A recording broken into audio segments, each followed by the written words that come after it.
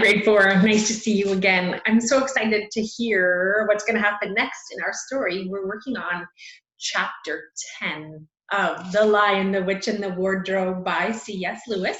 And of course, today we want to thank our publisher, HarperCollins Children's Books, for letting me read this book to you online.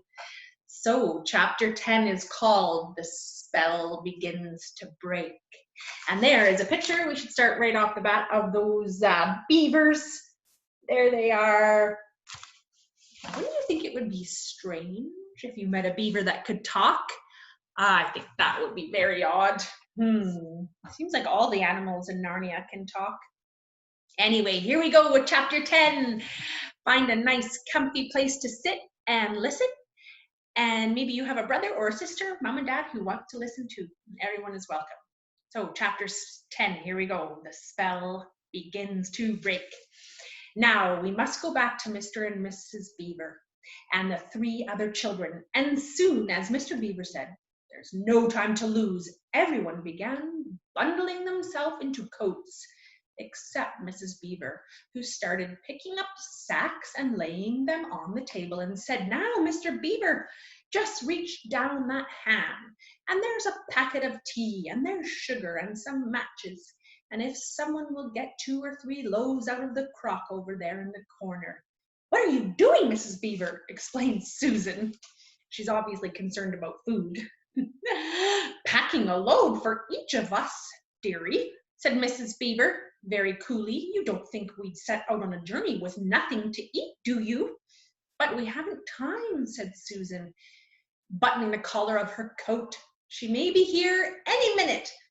"That's what I say," chimed in Mr. Beaver. "Get along with you all," said his wife. "Think it over, Mr. Beaver. She can't be here for a quarter or an hour at least." "But don't we want as big a start as we can possibly get," said Peter, "if we're to reach the stone table before her?" "You've got to remember that, Mrs. Beaver," said Susan. "As soon as she looked in here and finds we're gone, she'll be off at top speed." "That she will," said Mr. Beaver, "but we can't get there before her, whatever we do, for she'll be on a sledge and we'll be walking."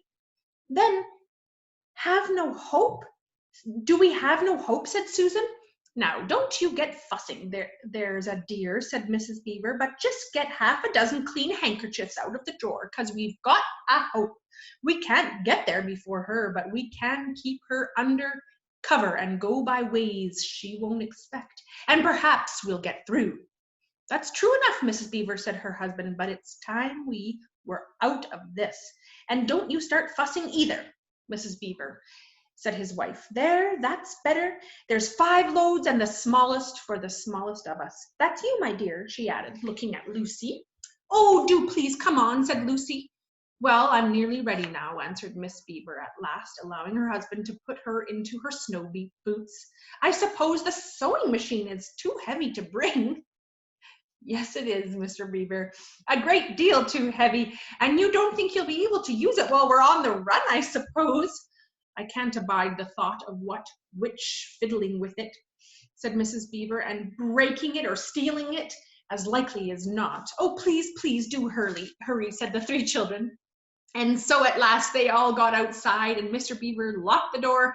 "It'll delay her a bit," he said, and they set off, all carrying their loads over their shoulders. I just think it's so funny that Mrs. Beaver wants to take her sewing machine on the journey. Anyway, she can't. It would be way too heavy. The snow had stopped and the moon had come out when they began their journey. They went in single file. First Mr. Beaver, then Lucy, then Peter, then Susan, and Mrs. Beaver last of all. Mr. Beaver led them across the dam and on to the right bank of the river, and then along a very rough sort of path along the trees right down by the river bank. This sides of the valley, shining in the moonlight, towered up far above them in either hand. "Best keep down here as much as possible," he said. "She'll keep to the top, for you couldn't bring a sledge down here." It would have been a pretty enough scene to look at it through the window from a comfortable armchair, and even as things were, Lucy enjoyed it at first. But as they went on walking and walking and walking, and as the sack she was carrying felt heavier and heavier, she began to wonder how she was going to keep up at all, and she stopped looking at the dazzling brightness of the frozen river with all its waterfalls of ice, and at the white masses of the treetops, and the great glaring moon, and the countless stars, and could only watch the little short legs of Mr. Beaver going pad, pad, pad, pad through the snow in front of her, as if they were never going to stop. Then the moon disappeared, and the snow began to fall once more. And at last, Lucy was so tired that she was almost asleep and walking at the same time, when suddenly she found that Mr. Beaver had turned away from the river bank and to the right, and was leading them steeply uphill into the very thickest of bushes. And then, as she came fully awake, she found that Mr. Beaver was just vanishing into the little hole in the bank, which had been almost hidden under the bushes until you were quite on top of it. In fact, by the time she realized what was happening, only his short flat tail was showing. Lucy immediately stooped down and crawled in after him. Then she heard noises of scampering and puffing and panting behind her. In a moment, all 5 of them were inside. "Wherever is this?" said Peter's voice, sounding tired and pale in the darkness. "I hope you know what I mean by a voice sounding pale."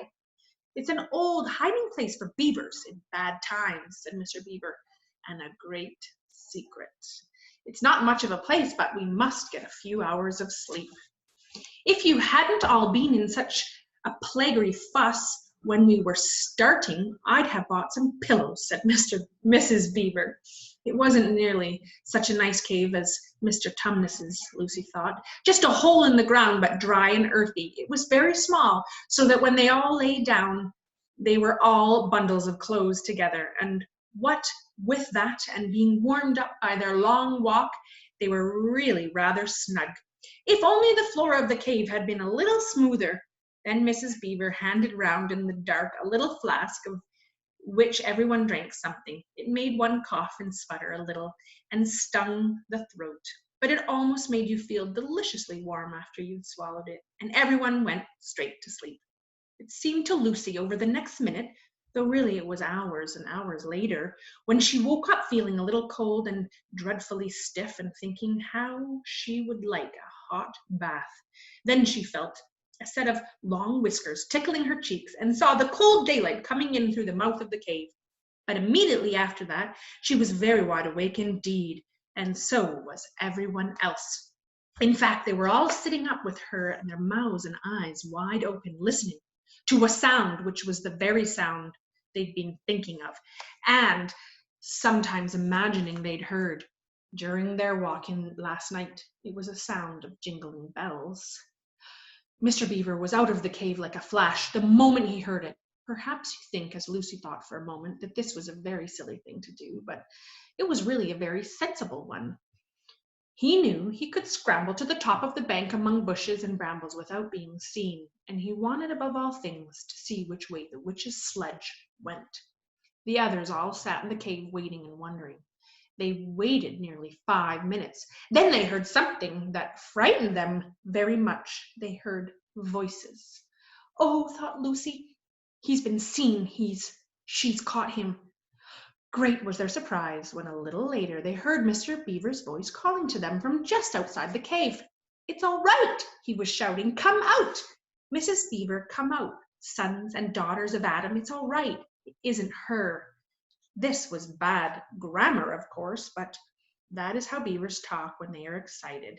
I mean, in Narnia, in our world, they usually don't talk at all.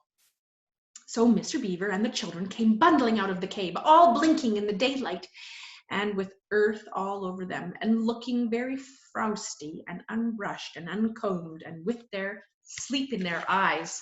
"Come on," cried Mr. Beaver, who was almost dancing with delight. "Come and see. This is a nasty knot for the witch. It looks as if her power is already crumbling."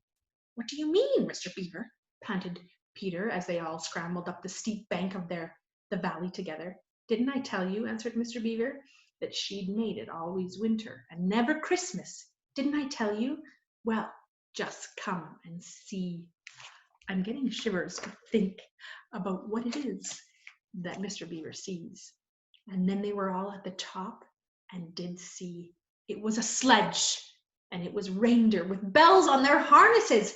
But they were far bigger than the witch's reindeer, and they were not white, but brown.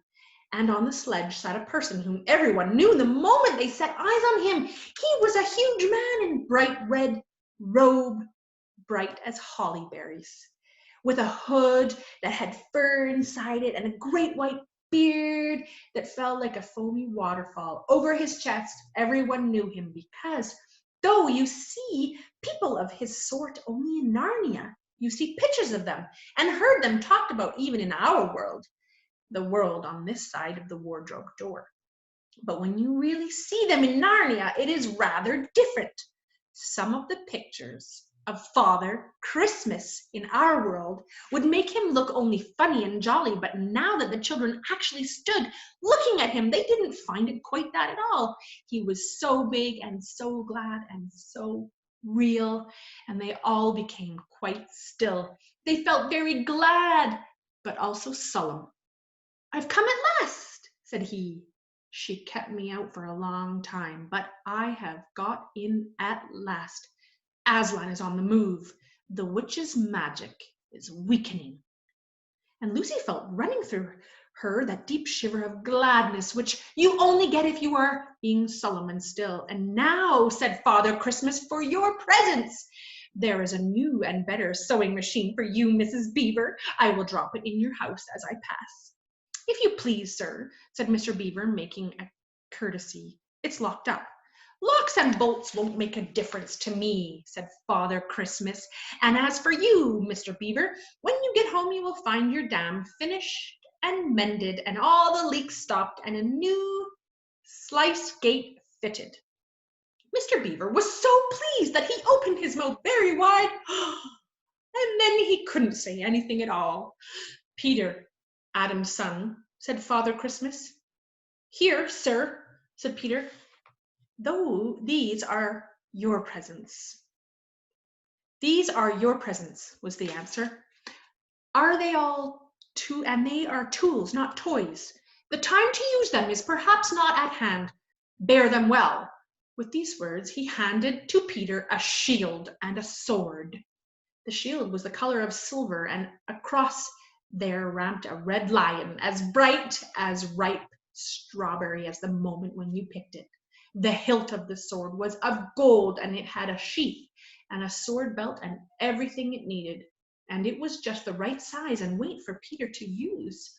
Peter was silent as he received these gifts, for he felt they were a very serious kind of present. Susan, Eve's daughter, said Father Christmas, these are for you. And he handed her a bow and a quiver full of arrows and a little ivory horn. You must use the bow only in great need, he said, for I do not mean you to fight in the battle. It does not easily miss. And when you put this horn to your lips and blow it, then wherever you like, I think help of some kind will come to you. Last of all, said Lucy, Eve's daughter, and Lucy came forward. He gave her a little bottle of what looked like glass, but people said afterward that it was made of diamonds, and a small dagger. In this bottle, he said, there is a cordial made of the juice of one of the fire flowers that grow in the mountains of the sun. If you or any of your friends is hurt, a few drops of this will restore them. And the dagger is to defend yourself at great need, for you also are not to be in the battle. Why, sir, said Lucy, I think I don't know, but I think I could be brave enough. That is not the point, he said, but battles are ugly when women fight, and now, here, he suddenly looked less grave. Here is something for the moment for you all, and he brought out, I suppose from the big bag at the back, but nobody quite saw him do it, a large tray containing 5 cups and saucers, a bowl of lump sugar, a jug of cream, and a great big teapot of sizzling and piping hot. Then he cried out, "Merry Christmas! Long live the true king," and cracked his whip, and he and the reindeer and the sledge and all were out of sight before anyone realized that they had started. Peter had just drawn his sword out of his sheath and was showing it to Mr. Beaver when Mr. Beaver said, now then, don't stand talking there till the tea's got cold. Just like men, come and help to carry the tray down, and we'll have breakfast." What a mercy I thought of bringing the bread knife. So down the steep bank they went and back to the cave, and Mr. Beaver cut some of the bread and ham into sandwiches, and Mr. Beaver poured out the tea, and everyone enjoyed themselves. But long before they had finished enjoying themselves, Mr. Beaver said, "Time to be moving on now." And that's the end of chapter 10. Very interesting. In this chapter, we find out that the evil magic that the witch has on Narnia is starting to fade. And even though she made it cold all the time, she never allowed Christmas. But here we have Father Christmas has arrived in Narnia and brought presents, even a new sewing machine for Mrs. Beaver. Anyways, this is one of my favorite chapters because Father Christmas has come. I can't wait to find out what's going to happen next. Have a great day. Bye.